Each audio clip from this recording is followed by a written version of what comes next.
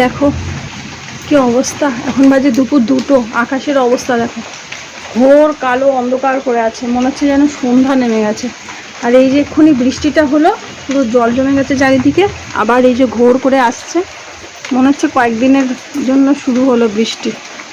পুরো মনে হচ্ছে সন্ধ্যা নেমে গেছে, 5:30 বাজে অবস্থা। আর প্রচণ্ড পরিমাণে বাজও পড়ছে, এক্ষুনি নামবে।